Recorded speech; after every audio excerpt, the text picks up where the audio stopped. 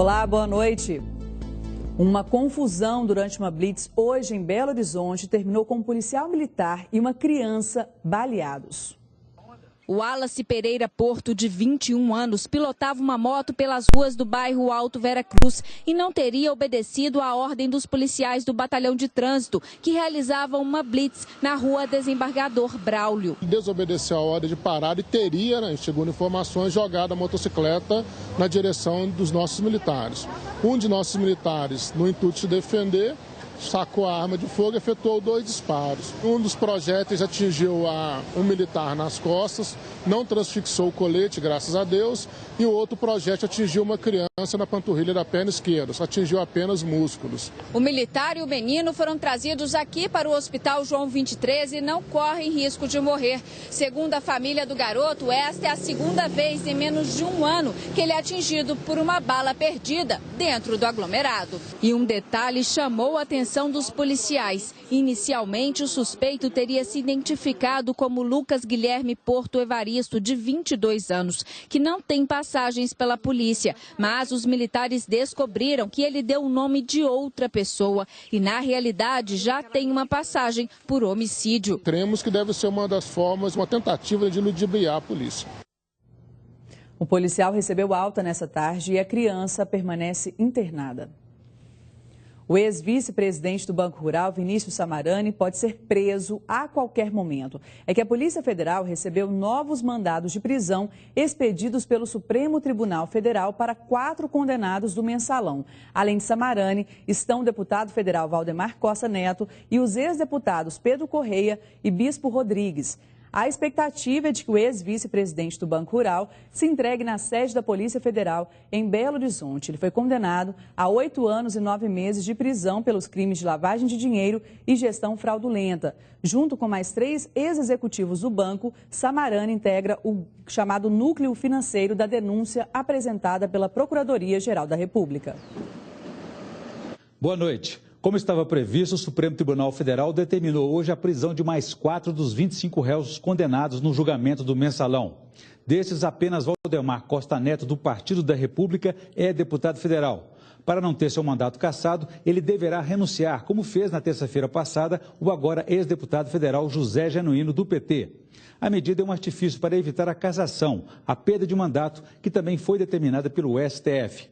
Além desses, ainda falta concluir o julgamento de outros 10 réus. Alguns deles apresentaram recursos, os chamados embargos infringentes, que serão julgados no início do ano que vem.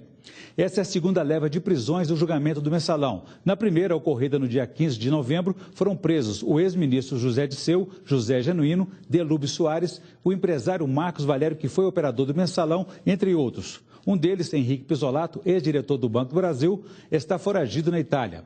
Na próxima semana, o PT realiza Congresso Nacional do Partido, no qual fará uma avaliação crítica do julgamento do mensalão e a defesa dos petistas condenados, em ato chamado por eles de solidariedade aos companheiros injustiçados. E depois da ordem de prisão, acaba de renunciar ao cargo ao mandato o deputado federal Valdemar Costa Neto. E hoje foi publicada no Diário Oficial da União a transferência para BH das 2 mineiras réis do mensalão. Cátia Rabelo e Simone Vasconcelos serão trazidas para a capital sob escolta da Polícia Federal. A autorização foi dada pelo presidente do STF, Joaquim Barbosa. A data não foi confirmada pela Polícia Federal. Cátia foi condenada a 16 anos e 8 meses de prisão e Simone a 12 anos e 7 meses de detenção. As duas estão presas em Brasília, depois que se entregaram aí à Polícia Federal, junto com os outros réus do mensalão, no dia 15 de novembro.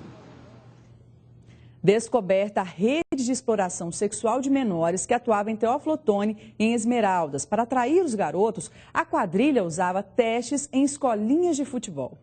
A polícia chegou até o grupo após o avô de um dos adolescentes flagrar uma conversa entre autor e vítima pelo Facebook. Foram 3 meses de investigações. Os menores são de Teófilo Otoni, todos do sexo masculino. Têm entre 15 e 17 anos. Eles eram atraídos com promessas de testes em grandes times de futebol. Nós identificamos mais de 10 adolescentes. A gente só tem os primeiros nomes. A partir, eu acredito, da divulgação deve aparecer mais adolescentes. Os autores São 6 autores devidamente identificados. Nós temos um suspeito que está sob investigação ainda. Além de serem abusados sexualmente pelo grupo, os adolescentes eram aliciados. Os programas eram feitos em Teófilo Otoni e também em um sítio na região metropolitana de Belo Horizonte. Os programas custavam de R$10 a R$50. Essas imagens feitas pela Polícia Civil mostram o momento em que José Wilson Rodrigues de Oliveira foi preso na manhã de hoje, na casa dele em Teófilo Otoni. Ele é servidor público municipal. Também foram presos o professor Ataíde Alves Filho, de Esmeraldas, Luiz Pereira Sandes Filho, radialista, e o assessor parlamentar Teomar Marques, ambos de Teófilo Otoni. E de Belo Horizonte, o servidor público federal Francisco Henrique Machado Baeta, que apresentado à imprensa na capital, negou o envolvimento no crime. Não teve. A polícia continua as investigações em relação à ação desse grupo. Outras pessoas podem ser presas a qualquer momento, tanto no interior quanto em Belo Horizonte, região metropolitana. Entre elas, um advogado que reside em Teófilo Otoni. Os autores que irão responder pelos crimes de facilitação da prostituição e exploração sexual podem pegar mais de 10 anos de reclusão. Um trabalho importante da polícia que tira de circulação uma rede de crime organizado. Isso realmente é um trabalho de prevenção, até mesmo do turismo sexual para o próximo ano. Então é um trabalho importante da Polícia Civil e da sociedade mineira.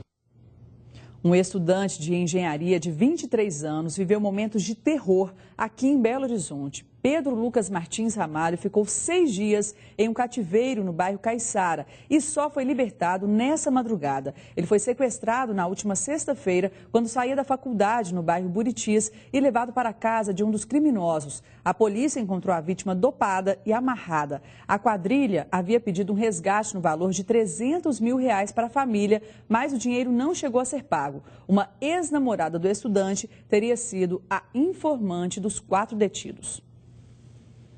A Secretaria de Estado de Transportes e Obras Públicas apresentou hoje o balanço das ações realizadas em 2013 e as perspectivas para 2014.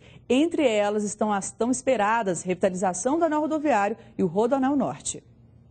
O projeto fica pronto agora em janeiro e nós já licitaremos esses 3 pontos, que deverá ficar entre 300 e 400 milhões de reais. Mas são 50 obras de arte no anel rodoviário. E por isso nós estamos tão adiantados também no Rodoanel Norte, que se o governo federal nos passar 800 milhões, 200 milhões por ano, nós startearemos essa obra também em abril, porque o governo de Minas já tem um projeto pronto do anel rodoviário, do Rodoanel Norte. E a seguir, Justiça Mineira proíbe aplicativo Tube no país. E ainda, mandantes do crime do assassinato do prefeito de uma cidade de Minas são julgados. Os detalhes daqui a pouquinho. 6h59. Jornal Band Minas. Oferecimento